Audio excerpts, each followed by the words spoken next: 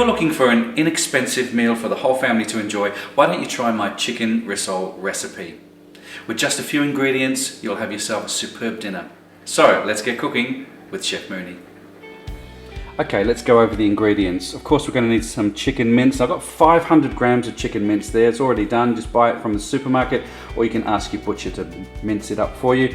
I've got 2 teaspoons or 2 cloves of garlic. We're going to use 1 egg, and that's going to combine everything together along with 2 cups of breadcrumbs. Now, I've got 1.5 cups of capsicum.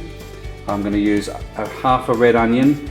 And we're also going to use some fresh herbs in here. I've got some sage, some dill, and some flat leaf parsley. You can use regular parsley if you like. Now, through the back there, I've also got some cream. I'm going to make a little white wine cream sauce. Towards the end, I'll show you how that goes. It's very, very easy. And we're going to add some more of these herbs. Just toss into our sauce. All right, into the pan, you want a good couple of tablespoons of olive oil. Put in your onions. And I've got it on a medium-high heat. You just want to sweat these down just a little. Then we add the capsicum, followed by the garlic, a little bit of salt, and some pepper.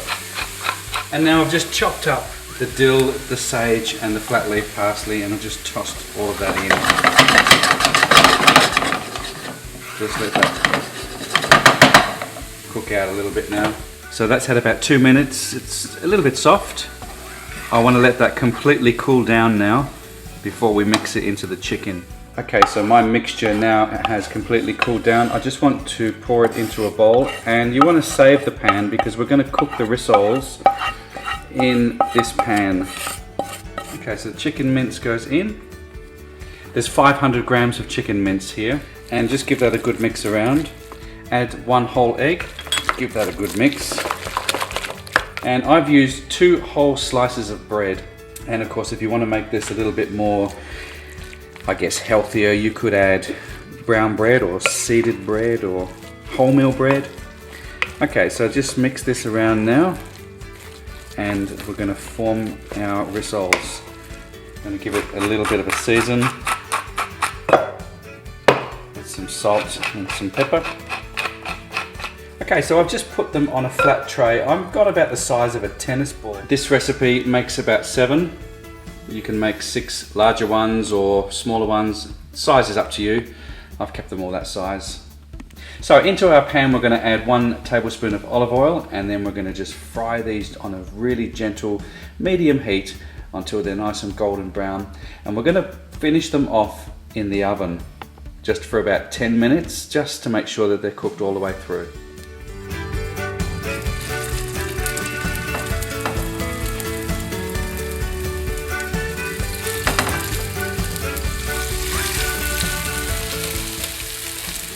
Now you want to cook these on a very low heat now until they're golden brown on one side, then you're going to flip them over.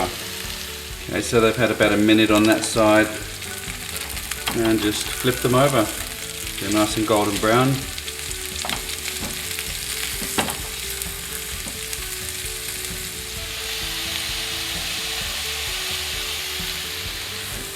Now what I've done over here is I've put a clean piece of baking paper onto my tray, and I'm going to, and the reason why I've done that is because I don't want to cross-contaminate with raw to cooked. Okay, so let's get them now onto the tray. Okay, so we're just going to pop these into a 180 degree oven until they're cooked through. That should take about 10 minutes. Now while our rissoles are in the oven, I'm going to make the sauce. I'm going to put about a tablespoon of butter into the pan, and we've still got all the flavour that from the rissoles that we cooked earlier. I'm going to add a good sprinkling of dill and sage. Just cook that down nice and slowly. And I'm going to deglaze the pan with some white wine.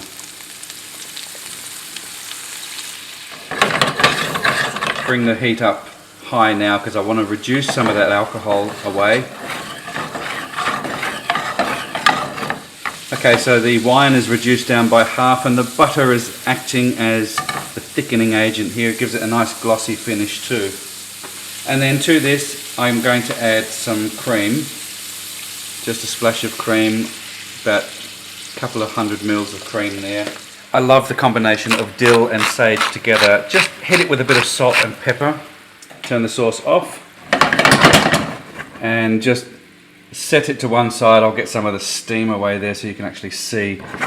Okay, so the sauce is now nice and thick. You want it on a really gentle heat. I'm going to add a little bit of lemon juice. Now, fresh lemon juice is desirable. I've got this lemon squeeze that you can buy. I'm just going to pour a little bit of that in there. And I think that's going to make a really nice zesty tang to the sauce.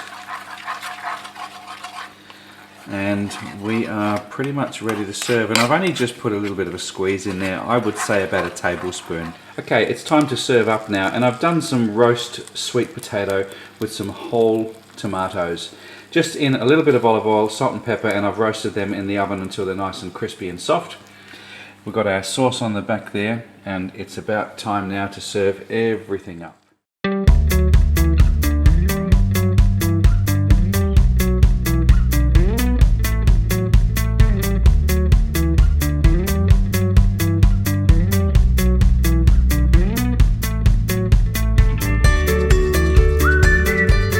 There you have it, beautiful sauce with a hint of lemon. You've got these beautiful chicken rissoles which are delicious with all those flavours through there. Have a bit of a taste, get some sauce on there and try some of the sweet potato. Really lovely.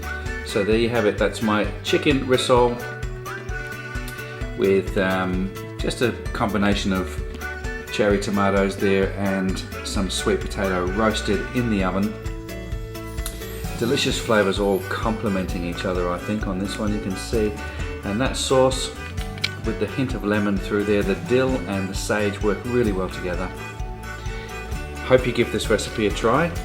Don't forget to give it the thumbs up, subscribe to my channel, and see you next time. Well, thanks again for watching Chef Mooney. I hope you give that recipe a try. Don't forget to subscribe and check me out on Facebook and Twitter. Have yourselves a great week. Until my next recipe, you take care.